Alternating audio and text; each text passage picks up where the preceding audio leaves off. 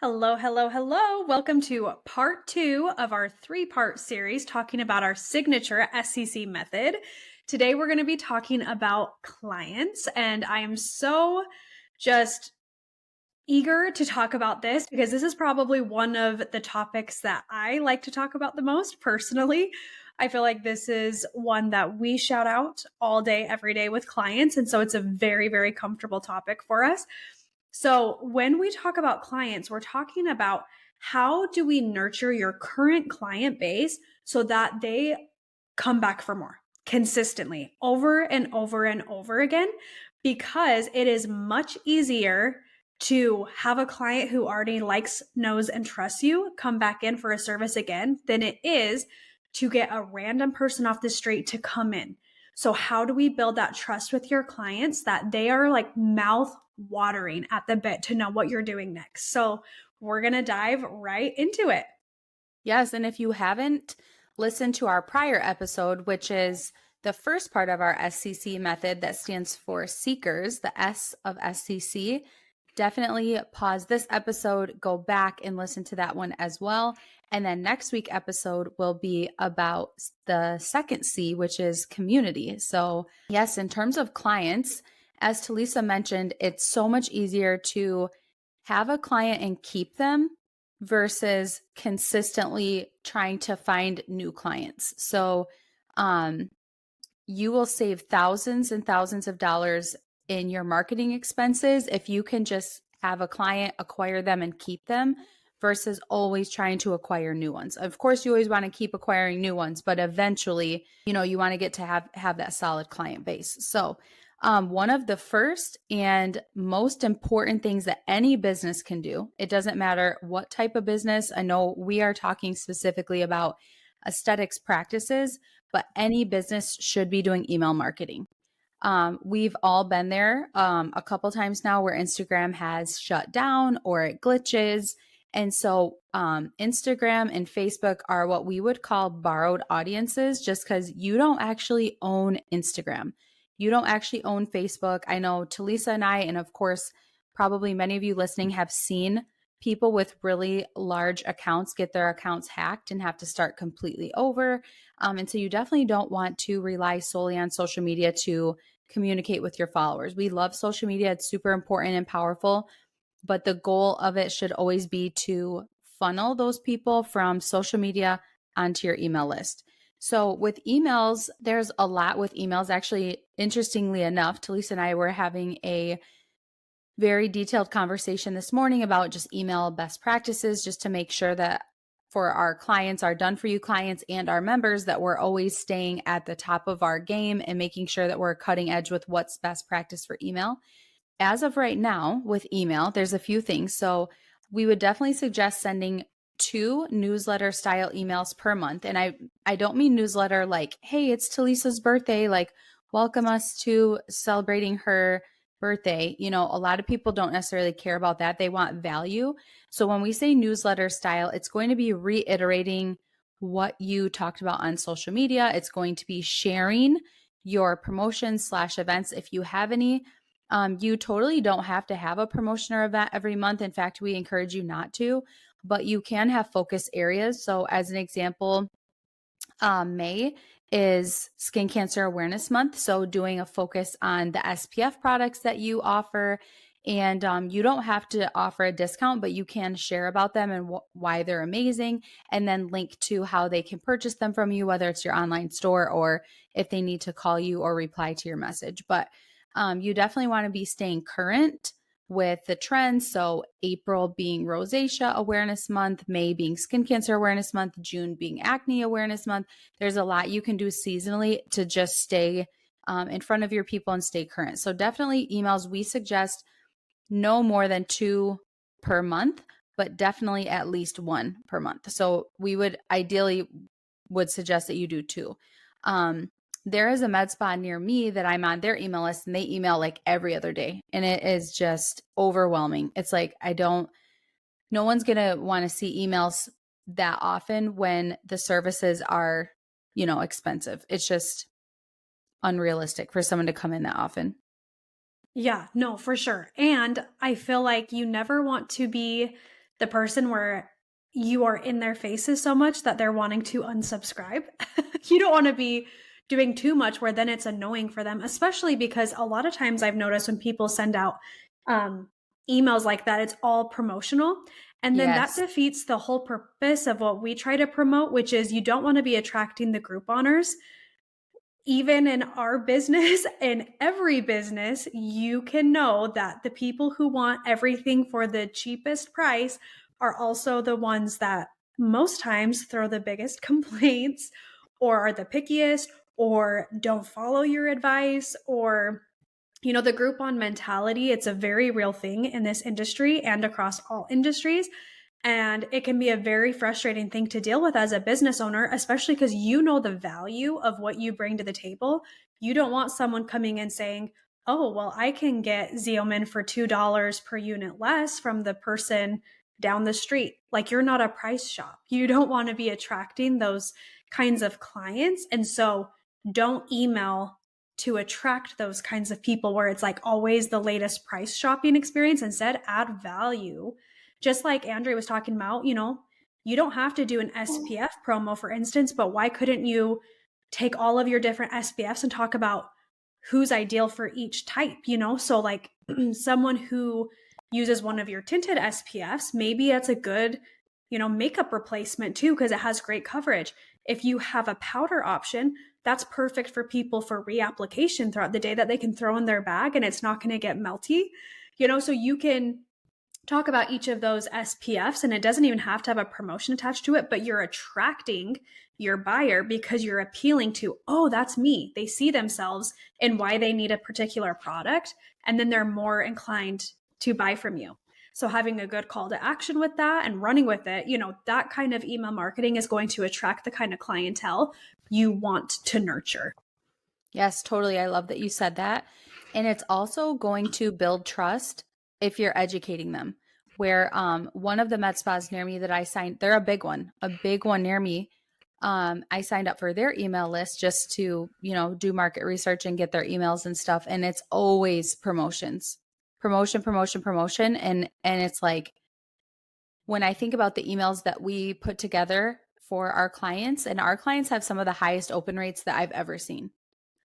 So I do think that people value that education. And so like you're saying, being able to say, hey, if you have little kids and you're wrestling with your kids at the pool to put sunscreen on them, here's this really amazing color science brush that you can just easily brush, brush, brush, and it's back on them. I guess the pool is a bad example, but you know what I mean? Yeah.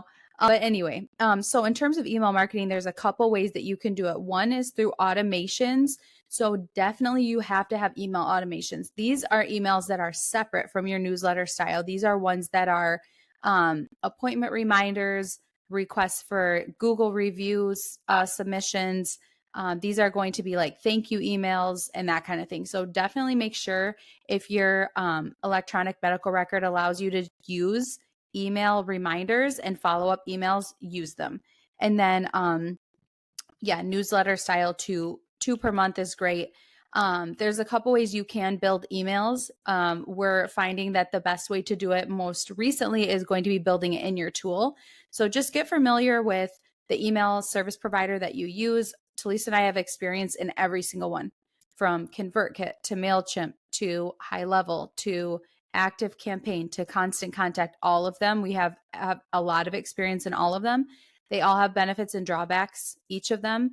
But genuinely or generally speaking, I guess they're all pretty much the same. The editor is the same, drag and drop editor, it's pretty much the same thing. So just make sure that it's connected with your EMR somehow, or you have a process to always upload your new customers if it's not connected. Yeah, and another important thing when you're sending out emails, because not everyone listening is a client of ours or a member client of ours. And so just a couple tips that I want you to be well aware of is when you're sending emails, please do not make your emails 12 miles long with text. People are going to not want to open that. Make sure you're having amazing headings and bullet points and things that people can easily read, because a lot of times people are just skimming through to see if they have value that they want to actually sit and, read. And so it's really important for you to have headers and bold things that people could skim and know exactly what the email's about. And another thing is you want to have a lot of organic pictures in your email as well. You don't have to have a million, I'm saying, but having good, engaging pictures within your email and design that's branded to you is going to be important, because people, again, will automatically recognize that it's from you if there's a beautiful picture of you in your clinic the second they open the email. Like we want it to feel like you from the second they open it. So just a few tips: make sure to have images, do not have just text, and make sure you don't have too much text. Those are just a few pointers if you're listening. Yes. So any questions on email, definitely let us know. The next way that we can nurture clients is our bread and butter. It's our favorite topic and a super, super, super important one. Yep. So social media. So we're going to dive into social media. So like Andrea said, of course, social media is borrowed real estate, right? You don't own Facebook. You don't own Instagram. You don't own TikTok. You don't own any of these platforms. So they could be gone tomorrow. So, that doesn't mean you shouldn't use them, but it's just a reminder that you need to have a well-oiled marketing machine running for you and to not solely rely on it. But with that being said, we are going to dive into social media and how this can be a really amazing way to build trust with your current clients, because as soon as someone comes in and sees you, the more they see you, the more it's going to be in their heads to come and see you again. I think a lot of times we forget that people are just straight up busy. And because, Andrew and I get caught up in this as well, but we're so focused on our business and you're so focused on your business that that's all you're thinking about all day, right? Mm-hmm. Well, someone else is having something that they're thinking about all day, every day. So they might go 5 months and then all of a sudden be like, oh my gosh, I haven't had my talks done in 5 months. And so if you don't have things to regularly remind them through not only just email, but even just social media, that you're top of mind for these people that are using social media, it's just so important that you're giving them those reminders to be thinking of you, because they're not just thinking about you all day, every day. As much as I would like to tell you that they are, they're not. And so having those reminders, and market research will tell you someone needs to see something 7 to 12 times before it really sticks with them. So if you're trying to educate your current clients on something, or, maybe you get a new device or you have a new service offering, someone's probably going to have to see it multiple times before it really registers in their head that you are offering that. So you want to be on social and active on social, consistent on social, because you never know when you're going to reach those people. Because most often when you publish a piece of content, you're only reaching about 10% of your active following. That's a current statistic, when we publish this podcast. And so, if only 10% of your following seeing your content, you want to be consistent, because if you're producing multiple pieces of content in the week, the more likely more of your audience is seeing your content. So being consistent is really important. Another thing with social media is not only just being consistent, but having your branding be consistent is also, I cannot even stress how important this is. We have had quite a few clients want to post on their own on social media, which there's nothing wrong with, people wanting to post on their social media. But what I will say is it is very, very obvious, very, very obvious when something is not branded and on someone's feed. It usually looks very chaotic and cluttered. And a lot of times, if you just have completely different colors and fonts and you're constantly doing something new every single time you put out a piece of content, it's not going to look as professional and as organized as you're going to want to portray yourself as. Because if you look at someone's feed and it looks cluttered or it looks not great, as much as I hate saying this, people are going to be very turned off by that. I can say that as a consumer for sure. Sorry, Andrea, go ahead. I know you wanted to pipe in. Well, I just wanted to remind people on that note that, like, when I was thinking as you were talking, like, what types of posts bother me when I'm looking at it from a standpoint of like disorganization or things that feel like they don't fit is just a reminder that your business page is not your personal page. Mm-hmm. So like if you want to do a post about happy St. Patrick's Day, which we joke about St. Patrick's Day the most because it has the ugliest colors. It Sorry just, to sorry to all the ugh. Packers fans out there, but we literally the green and yellow of St. Patrick's Day fits with nobody's branding, yet it seems that a lot of people do a post about it. And it's like when you really step back and think, this is when you post anything on social media, you should be thinking to yourself, is this post going to make somebody want to come and see me for my services? And if you're posting a happy St. Patrick's Day, does that make someone want to come and get a hydrofacial? I don't know, but maybe if you do it more of like, don't leave your skin to luck and make it kind of like St. Patrick's Day themed, that's different. But like we've seen a lot of crazy stuff like promotions for football games on people's feeds and things Yeah. like that you're like, it is a great thing to post, but on a personal page, maybe, because it's not always like some of these things aren't always going to be in alignment. I feel like alignment is a word that you and I use so often. Mm-hmm. Like, are things in alignment? So just making sure that like when you are posting things, that it is in alignment. So I'm not saying don't post your kids on stories or don't post, stories is the best place for personal stuff or like Yes. last minute stuff. But in terms of looking at your feed, like I just was telling Taleesa before we started this podcast episode that I was doing market research, signing up for a bunch of people's emails so I could do some more market research on emails. And one of these businesses local to me, I went to their Instagram account from their website and I'm like, they had 100 followers, which is okay. Everyone has to start somewhere, but they had no posts on there and no profile picture. And it just looked like, why would you even link that? Why Yeah. would you showcase that? You wouldn't. So, like, you always want to be putting your best foot forward, I guess. And so, if you are a person that loves social media, that is super and you are one of a kind. But you definitely need to think of what stuff goes on personal versus which stuff goes on professional. Cause I feel like that is where the biggest disorganization comes from. Yeah. I would say Not like, all, but yes, but I would say stories, please go ham, yeah. personal, because that's what's going to get people to relate to you, Mm-hmm. feel comfortable with you. Please have a funny video of your dog on your stories. Please do. Like, people love that kind of stuff, but you got to think of your social media feed as your website. It's another digital Yes. storefront. Would you post a random, like, holiday just randomly with no purpose on your website? I would argue no, because what would be the purpose of that?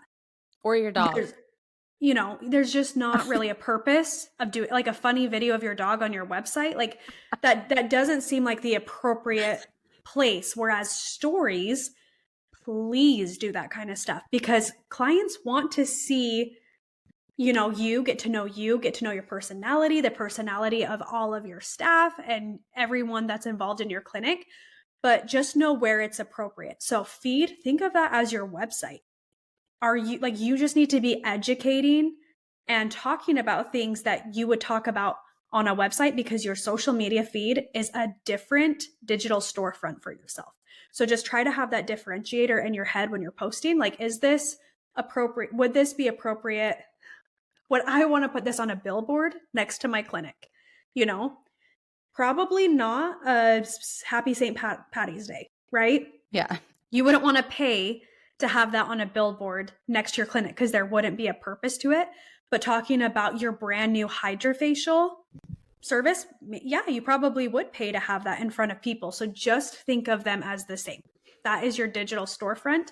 So another thing with social media that I really want to talk about is just remembering who your ideal follower is. Is it a peer? Is it a colleague? Is it another professional in the space? Or is it an ideal client? Because how you post on social media needs to appeal to whatever kind of demographic you are trying to appeal to. Some of you listening, maybe your peers are your ideal client on social media. That is who you want to appeal to. So your strategy for them would be very different than a strategy with a client. I would say if you're trying to attract peers, you're wanting to do very high level of education, case studies, different research that you've done, that would be completely appropriate. But is that stuff appropriate if you're trying to attract Susie down the street to come in for talks? No, I promise you, it's not the same strategy.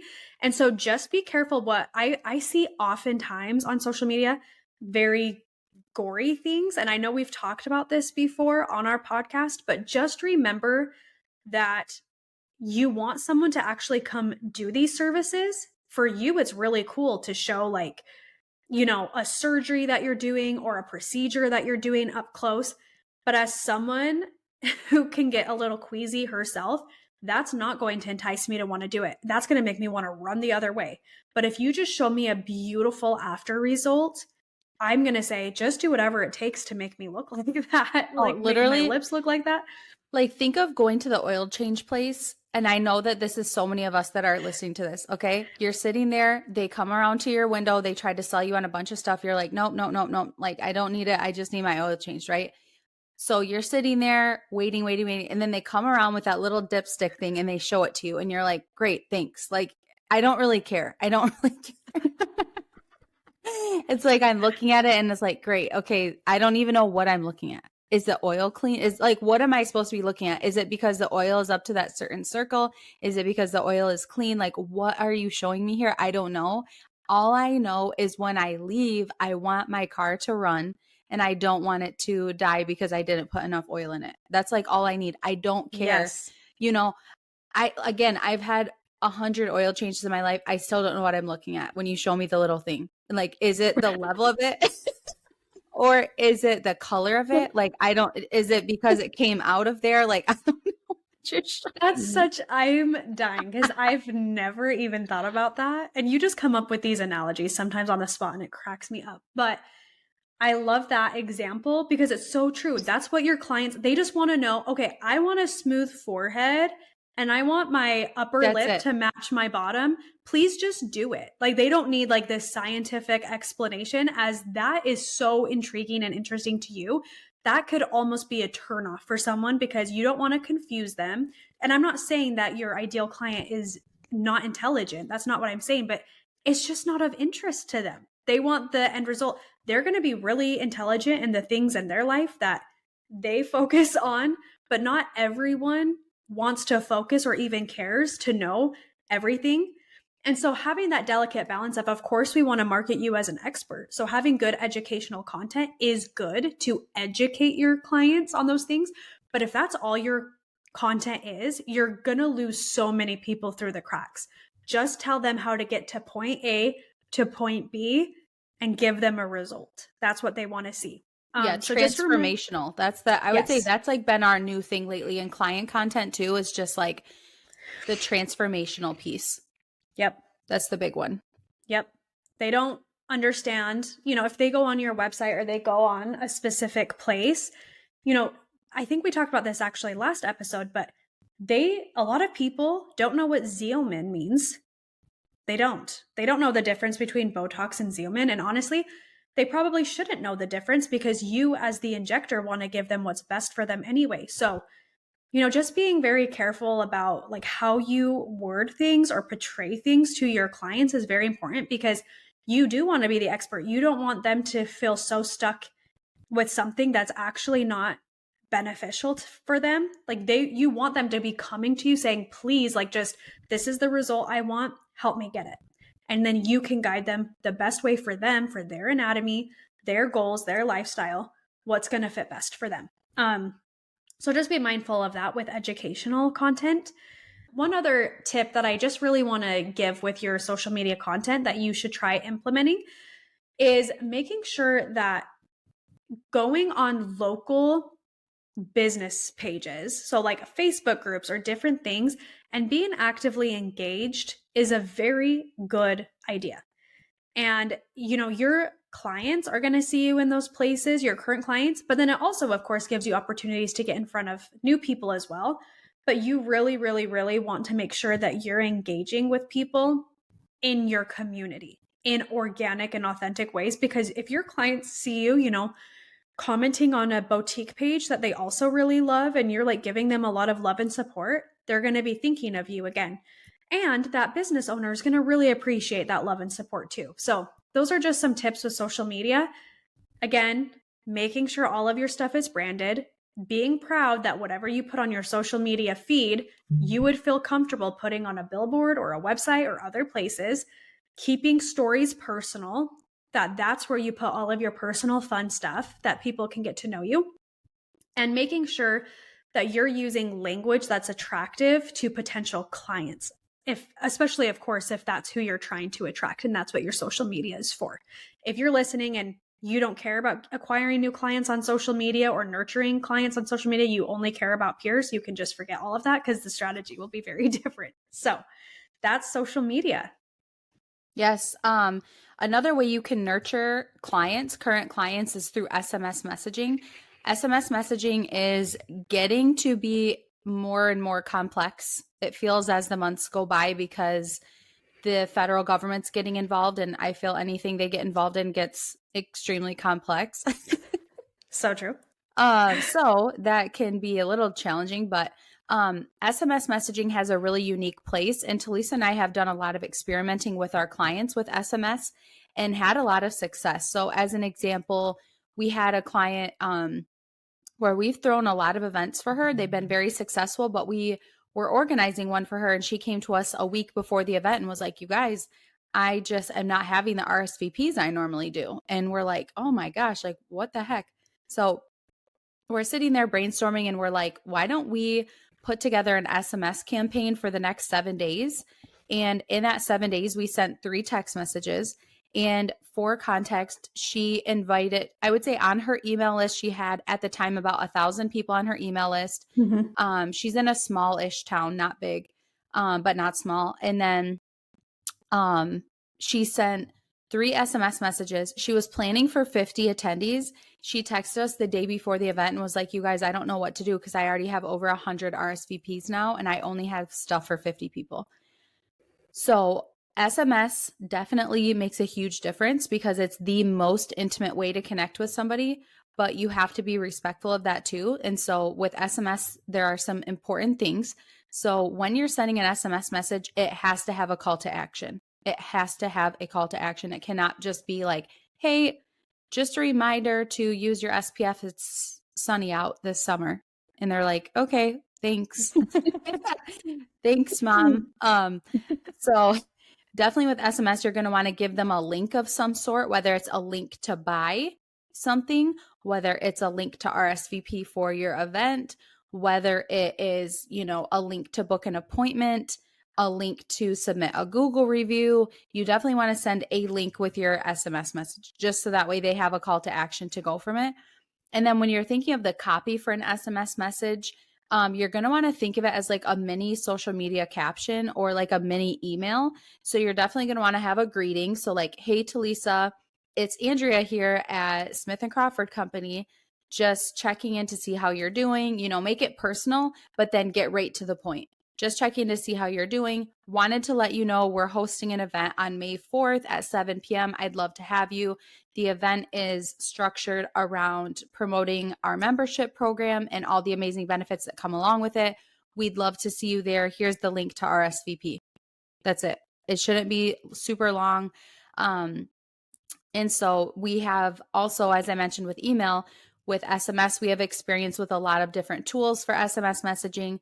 I cannot recommend one on here because they all have such different drawbacks that go to each individual business. So like we have some clients that are like, "I don't care. I don't want the clients texting me back." So they don't have a problem using a tool like Constant Contact where clients can't text back because they don't want text back.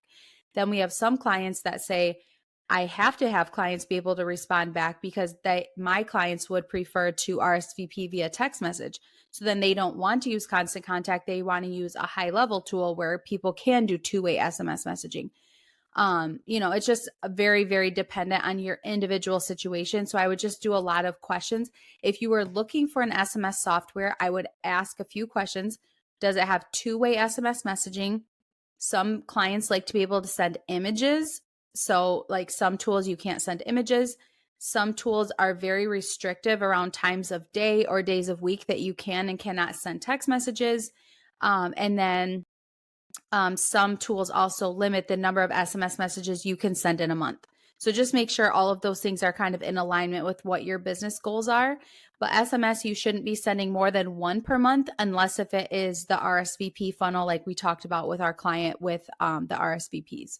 So yeah, SMS messaging is great, but you just have to use it in moderation and with a lot of intention with those call to Right. actions. Because, like Andrea said, SMS messaging is like the most intimate way to get in front of your client. Like, who does not read their text messages? Some people ignore emails or delete them or just delete them in bulk, but everyone sees their text messages, right? And usually pretty quickly. That's almost a surefire way to get in front of your clients quickly. But use that with intent, because again, if you're just doing random things that have no purpose being in their text messages, they will unsubscribe so fast. So be intentional with what you send for SMS. And like Andrea said, I want to reiterate, no more than once a month unless there's a very special thing happening, like an event or a promo that you've never done before or something like really extra exciting. So I agree with all of those points. Another really amazing way outside of everything that we've talked about to really get in front of your clients, nurture your clients, is through a membership. And I love memberships. I think they need to be smart with what you put in memberships so that they're enticing for people to be a part of them. But I think memberships are one of the best ways to grow your business for a couple reasons. So the first reason is because you're going to get your clients big results when they're a part of your membership. So let's say you have like a acne bootcamp membership. We have several clients that do this. You're going to actually get your clients results. They're not coming in for one treatment and then they stop and then you never see them again. Because if they're a part of a membership and they're actively paying to be a part of it, they're going to be actively coming to your clinic, which then gives them the results that they really want and need to get what they're wanting out of your services. The next thing that is really amazing about memberships is an automatic cash injection for your business every single month. It's money you can count on. And as any business owner would tell you, that is huge to know that you can rely on certain forms of cash or, that's coming in every single month. And so those are the two biggest reasons. First of all, amazing for knowing what you can kind of expect from your months. And then also you're getting your clients the real results that they need. And then you're also rewarding them because they feel like they're a part of something. They feel like they're in a special club or group and, they're getting extra perks or maybe skincare discounts or different, maybe member only events that they get to go to. Having it feel really exciting and exclusive also makes people really excited to be a part of it. And you're going to get them the results that they need. Yes, I love memberships. We've seen quite a few different kinds of memberships, so I just want to talk through a few just in case of anyone listening is like, "Oh, I want a membership, but I don't know what's the best one."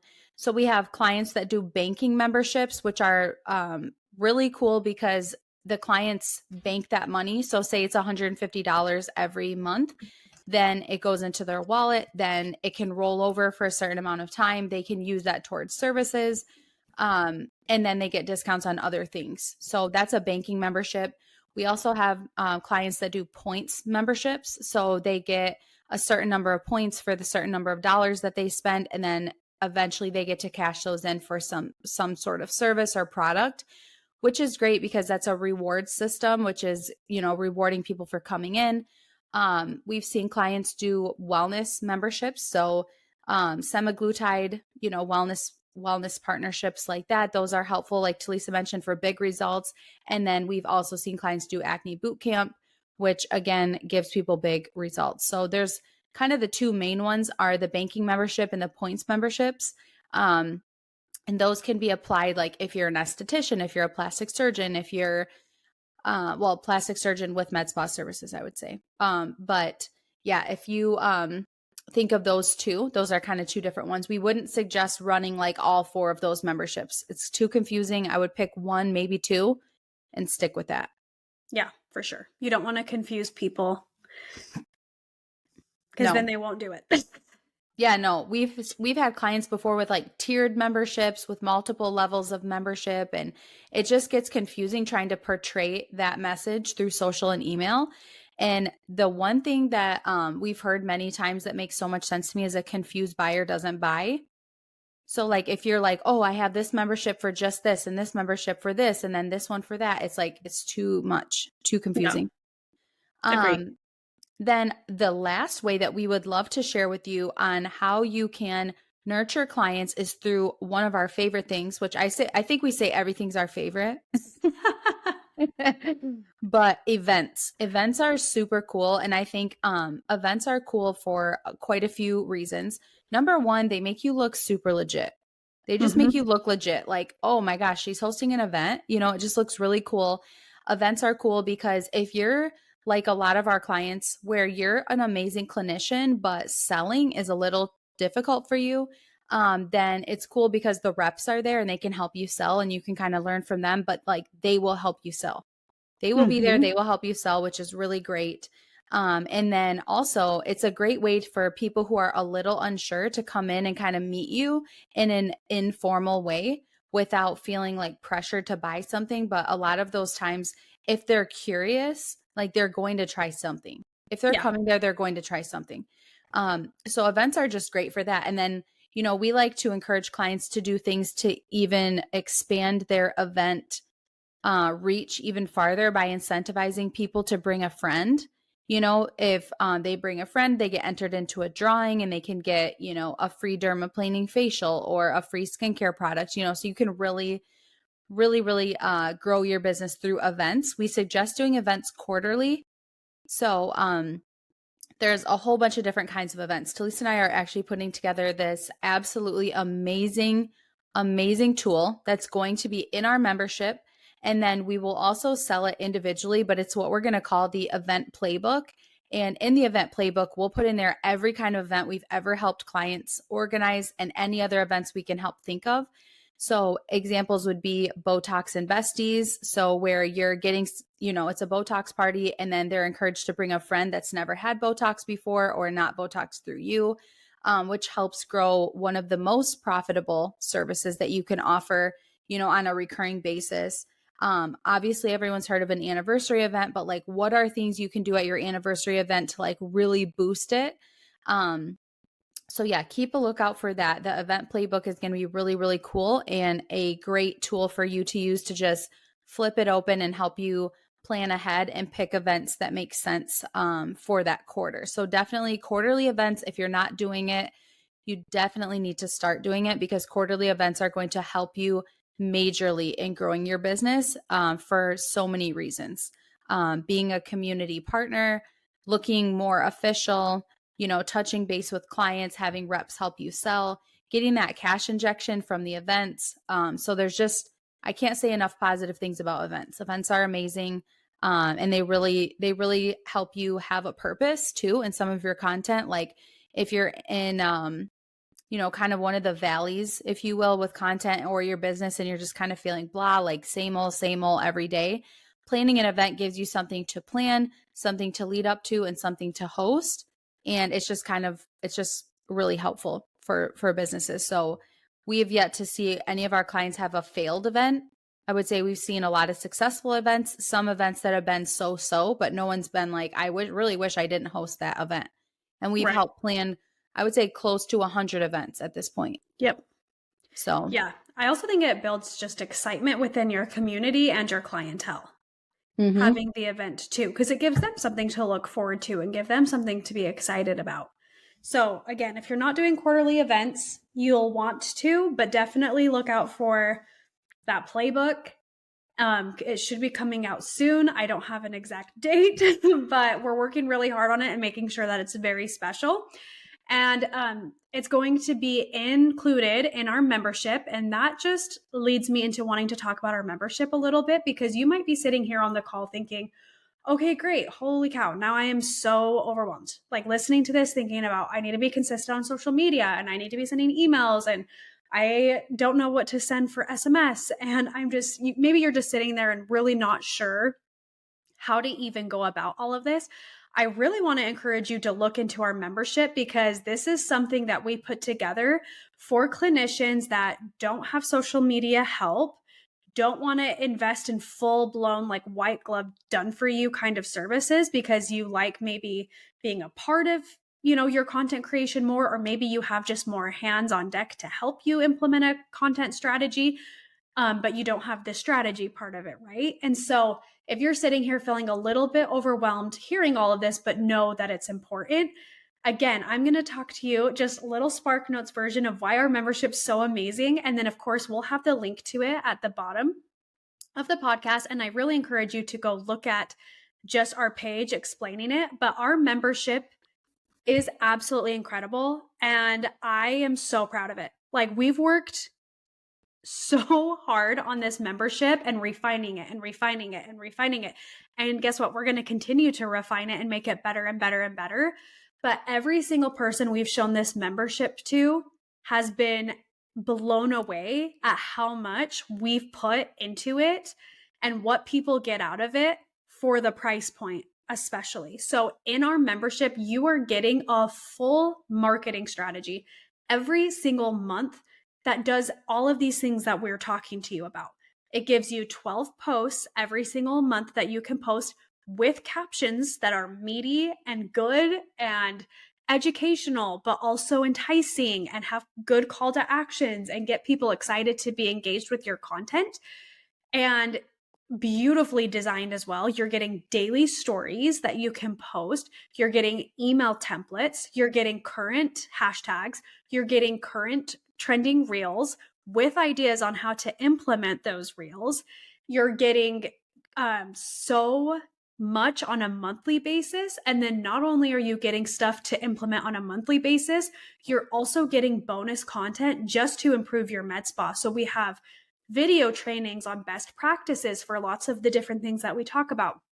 You're getting bonus content. So for instance, we have our Powerhouse promotional pack, which if you're deciding to host an event, you're getting all of this content, this Powerhouse promotional pack, which is a whole extra month's worth of content that's just extra to infuse into your regular content to help promote and sell out an event and get the RSVPs that you need. There's also 125 live story ideas right now for Q2. So getting live on stories and showing your face is so important. But whenever we talk to clients about this, they're always looking at us like, well, what on earth do I say? We're giving you 125 ideas that you can just say, oh, that sounds fun today. I'm just going to talk about this, or I'm going to do this. And so we have so much jam-packed in there. I can't even begin to tell you how proud we are of it. And we truly believe that this is like a revolutionary thing that we've come out with that really helps med spas to really get this kind of messaging out there that we're talking about, to really implement our strategies. And if you just have a few hours a month to implement this strategy, you're going to be golden. You're going to be consistent on social media. You're going to have things that are designed beautifully. You're going to have content that you're proud of. And if you can just take our strategy and then do the implementation yourself, it's also going to save you on cost dramatically, because the implementation and the personalization is really what costs so much. And so if you're able to take our strategy and run with it and do it yourself, you are going to be golden. You're going to have a great strategy and for a very affordable price. So please check it out in the link below. And please reach out to us if you have any questions or want to talk to us about our membership. We are here to talk about it because we are so passionate about it. Yes, thank you, Taleesa. The membership is our baby right now, and it's just going to keep getting cooler and cooler. We keep throwing in all sorts of freebies. Every time we create a freebie, we drop it in there. There's new content every month. There's lots of new ideas that are coming all the time. We're going to be adding and improving it all the time because social media and marketing is ever changing. And so we want to keep it current. So you can definitely check it out below in the link. It's an investment each month of $397, which is a fraction of the cost of done for you social media. I would say it's 1/10 of the price of some of our done for you clients. Yep. So definitely check it out. You won't regret it. And We have our hello email in the show notes. If you have any questions, thoughts, ideas, please shoot those over. And then we look forward to sharing next week about community and how you can grow in your community and become a pillar in your community and have your community help you grow your business. And that will be the last part of our 3-part series with the SCC method. So yeah, definitely check us out. If you're listening, take a screenshot, tag us on social media. We'd love to know what you thought of the episode, and we will see you next week.